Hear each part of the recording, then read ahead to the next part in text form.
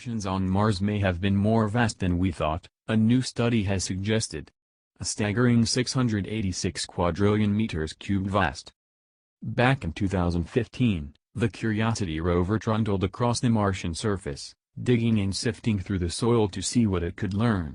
By April, it had reported back evidence of salty liquid water existing beneath the planet's surface. It was suggested the water would collect in the soil at night, and evaporate during the day. Until that point, evidence had only pointed to frozen chasms of water on the cold planet, where temperatures can plunge to -90 degrees Celsius at night even in summer. The high salt content in the water, however, may be what allows for liquid water even at these temperatures. So, we know there are frozen bodies of water in Mars, that may have had the potential to be liquid oceans at some point.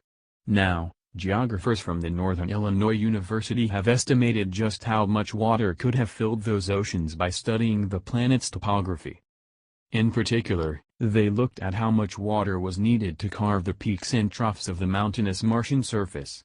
The theory works off the basis, and backs up the concept, that Mars once had oceans that would evaporate then pour down valleys as rainfall, and a hydrologic cycle similar to Earth's own. Taking into account the time it took to form the valleys, more than 3 billion years, Professor Whale and colleagues developed an algorithm to form their predictions. Using high-resolution imaging, they were able to identify the size of valleys based on their color and work from there. Our most conservative estimates of the global volume of the Martian valley networks and the cumulative amount of water needed to carve those valleys are at least 10 times greater than most previous estimates, Lowell concluded in a statement. In fact, by their calculations, 4,000 times the volume of the valleys was needed in water to carve the landscape. That means water must have recycled through the valley systems on Mars many times, and a large open body of water or ocean is needed to facilitate such active cycling, Lowell said. I would imagine early Mars as being similar to what we have on Earth, with an ocean, lakes, running rivers and rainfall.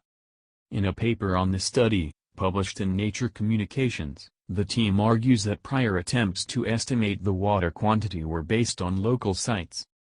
We employed an innovative progressive black top hat transformation method to estimate them on a global scale based on the depth of each valley pixel, the researchers write.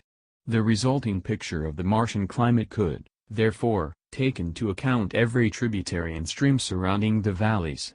The resulting quantities, they argue, are consistent with an early warm and wet climate with active hydrologic cycling involving an ocean.